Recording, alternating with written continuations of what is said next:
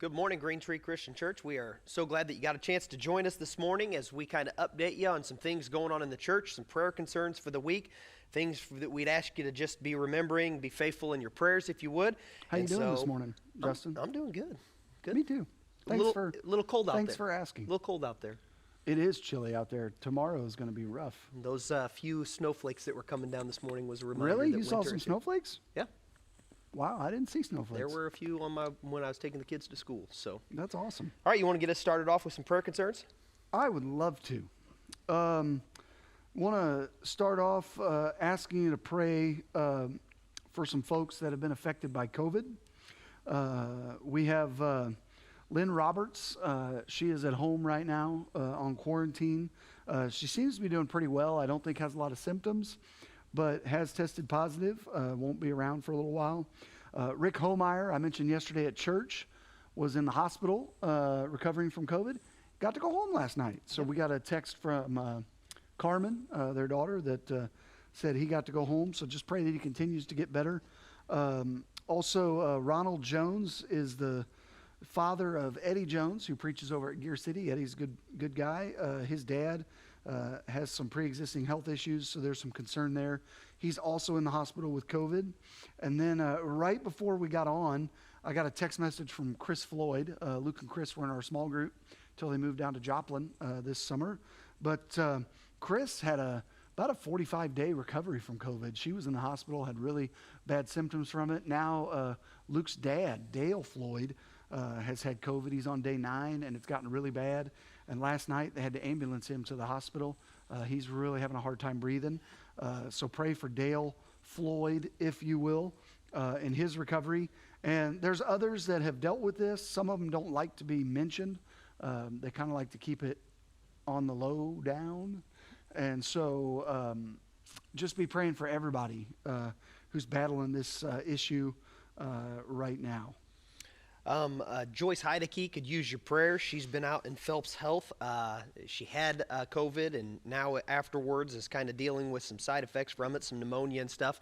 She is improving, getting better, taking less oxygen, and as soon as she gets down to a point where the doctors think that she can go home, she is going to be able to go home, and so we just pray towards that this week. I bet that before she goes home, she'll go to the gas station. That's her first stop, for sure. I bet you anything she'll go to the gas station and get her Diet Pepsi and then go home. Maybe like 4 Diet Pepsis and then go home. Probably.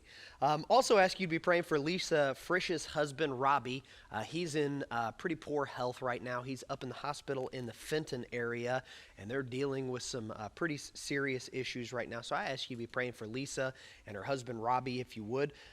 Also, Lila Sue Riley has an upcoming shoulder surgery on December 3rd. That's this week, and so we just ask that you be praying for Lila Sue, that there's a good operation and that she recovers well from that. I'd also ask you for a couple of bereavement folks. Jarena Fleshman, as her grandmother passed away just in the past couple of days, ask you to be praying for that whole family, if you would. And then Bill Aaron, his brother-in-law passed away, and so I just ask you to be praying for Bill's sister and that family in the passing of his brother-in-law. You got a couple more bereavements? Yeah, I would add to that list. Irene Trout lost her sister Jean Ray on Friday, and then Alan Hill lost his father. I know they're going to have the services down at Waynesville St. Robert on Wednesday for him. I don't know about any of those other folks. I just know it's tough on people that sometimes you can, sometimes you can't have services right now with everything going on, and it's really hard not to feel like you have, or to feel like you don't have closure. Sure. So just be praying, especially for people that have lost loved ones during this COVID time. And on that note, Roger Licklider, who works at Nolan Son Funeral Home, is a real good guy. We work with him a lot. We found out on Friday or Saturday, I guess this last weekend, he had a heart attack. Been in Columbia. He's home now. Had to have 2 stents put in. Just pray for his recovery. I know Nolan Son has been booming. They have been running nonstop. I don't know how that's going to affect their services, what they do with him out right now. But, so you all know, we even offered to them with the occupancy limits that if they need to, they could use our church for some of their funeral services just because they're limited on their crowd size over there. And we thought that was one way we could help our community. But It's just something I feel kind of strongly about. It's near and dear to my heart. People that are grieving and don't get to have those services. We want to do what we can to help that. I would also add one prayer list I missed up top. Just continue to check in on the Facebook page and follow Gagen's Journey, Gagen, Gagen's Journey. You could check up on his progress. I did not announce it in every service, but I guess he did shave his head on Saturday. Is that what you heard? I saw the pictures online. It was Friday or Saturday that he did that. Are you going to do a sympathy? Shave? You're getting closer. That's why. I know. I'm not sure it'd come back. I'll be honest with you. Well, I think it might be time for a new look. It's a scary proposition. I may agree with Jana. How about I shave your head? Mine will grow back in a week. There you go. It'll probably grow back in 5 minutes, Chris. Let's be real. Chris Foster has a lot of problems. Lack of hair? Hair growth is not one of them. I do have a few more for you. I'd ask you to be praying for Joanne Newmeyer. We asked you to pray for her probably a month ago or so. She had a fall and had some injuries because of that. She is improving and doing well, and she just thanks you guys for your prayers for her. And also ask you to be praying for Lou Gilbert as he's dealing with some pretty severe sciatic pain. And Whitney Cornick-Knapp, continue to lift up Whitney and Paul in your prayers on a daily basis if you would.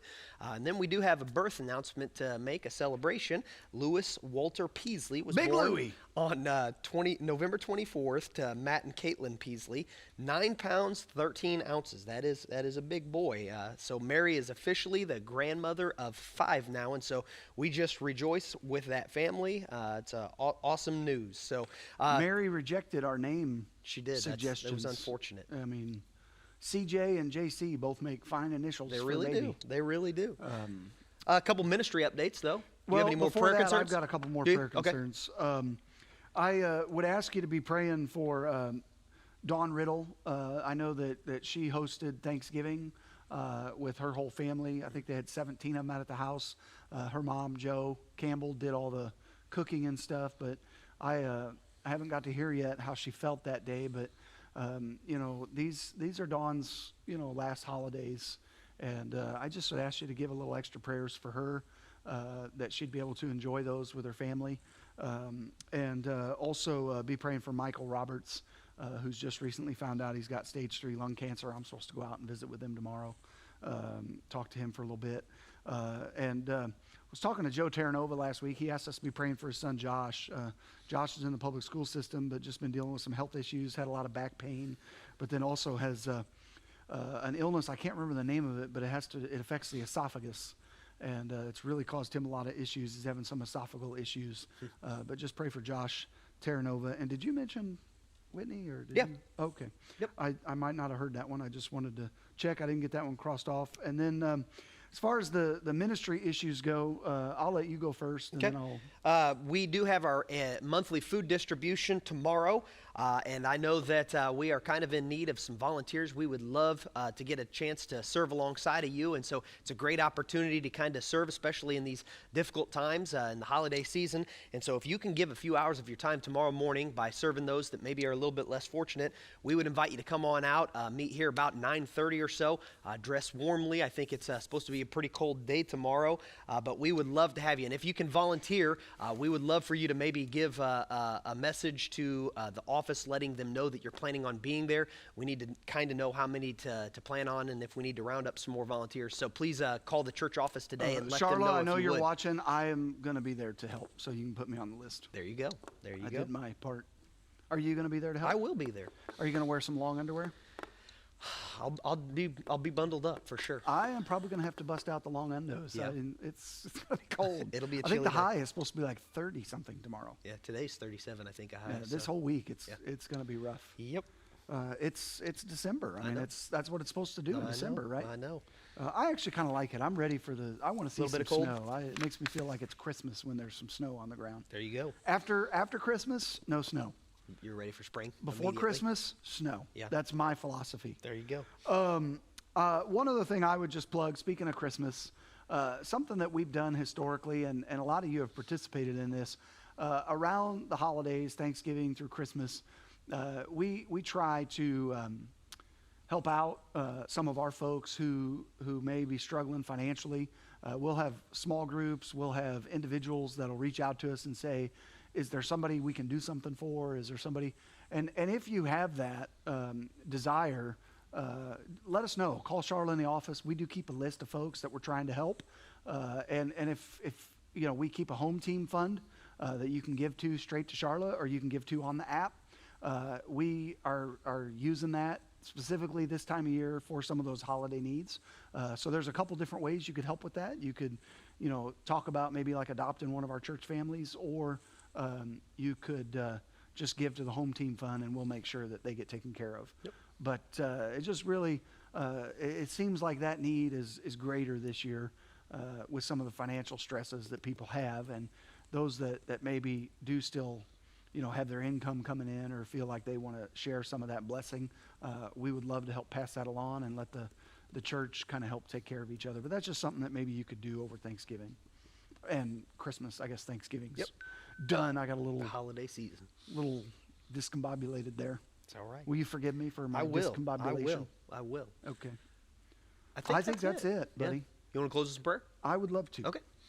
Father in heaven, we thank you for this wonderful day. We thank you for the fact that you love us the way you do, that you have taken such good care of us in this life. And we got a lot of folks right now that need your care, that need your comfort. And we just want to pray for them.